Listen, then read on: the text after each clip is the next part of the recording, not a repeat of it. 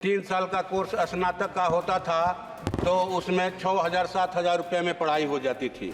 अब उस कोर्स को 4 साल का करके 30,000 रुपये फीस उसका कर दिया गया है। ये तुरंत जो है जनहित में इसको वापस लिया जाना चाहिए। तो पूरब का ऑक्सफोर्ड जिसको कहा जाता है, पटना विश्वविद्यालय, वो कहा जाए कि भारतीय उपमहाद्वीप के जो सबसे 7 पुराने विश्वविद्यालय हैं उनमें से एक हैं। और मैं समझता हूं कि उस विद्यालय को केंद्रीय विश्वविद्यालय का दर्जा देना चाहिए। सरकार को जो है शिक्षा का भगवाकरण करना चाहती है, अब विश्वविद्यालयों के प्राचार्यों की नियुक्ति में उनकी मान्यता जो है, योग्यता जो है वो आधार नहीं है बल्कि चरण भक्ति है। माननीय अध्यक्ष महोदय, आपका आभार कि आपने मुझे बोलने का मौका दिया।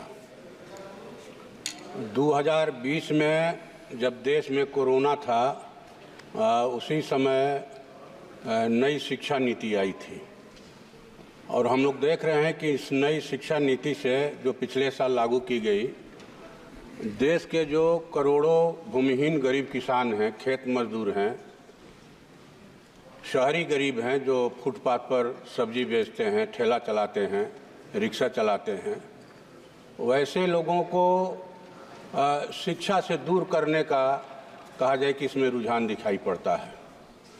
अब हमारे यहाँ, अब देश के अन्य हिस्सों में क्या स्थिति है मैं नहीं कर सकता, लेकिन हजारों विद्यालयों को मर्जर कर दिया गया है। जो दलित और गरीबों के मोहल्ले में विद्यालय चलते थे, भवन का भाव दिखाकर, ज़मीन का भाव दिखाकर उन्हें दूर के गाँव में उन बच्चों का जो है ट्रांसफ़र कर दिया गया है कि अब ये विद्यालय बंद हुआ।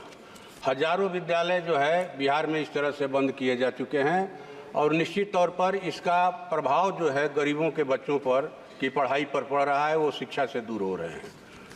दूसरी तरफ हम लोग देख रहे हैं कि शिक्षा को महंगा किया जा रहा है। उच्च शिक्षा में जो है वो कहा जाए कि फीस को महंगा करके, कोर्स के पढ़ाई को महंगा करके, ये कहा जाए कि लोग उच्च शिक्षा से दूर हों, इसके लिए प्रयास किया जा रहा है। विश्वविद्यालयों में जो यूजीसी के जरिए ग्रांट मिलता था, जो अनुदान मिलता था, उसको ख़त्म करके अब हेफा के जरिए हेफा लोन दिया जा रहा है कि भाई आपको ये लोन दिया गया विश्वविद्यालय को, आपको चुकाना है। और इसकी भरपाई के लिए वो फीस बढ़ा रहे हैं।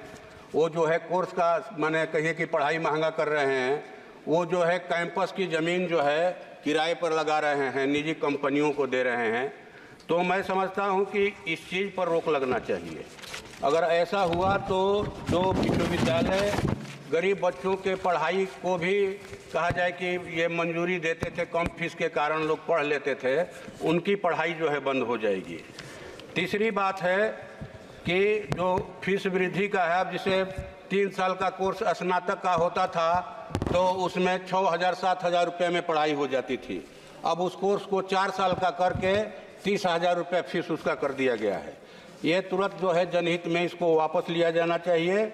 और जो है आपको ये 1917 में सर हमारे यहाँ जो पूरब का ऑक्सफोर्ड जिसको कहा जाता है, पटना विश्वविद्यालय, वो कहा जाए कि भारतीय उपमहाद्वीप के जो सबसे 7 पुराने विश्वविद्यालय हैं उनमें से एक हैं। और मैं समझता हूं कि उस विद्यालय को केंद्रीय विश्वविद्यालय का दर्जा देना चाहिए सरकार को।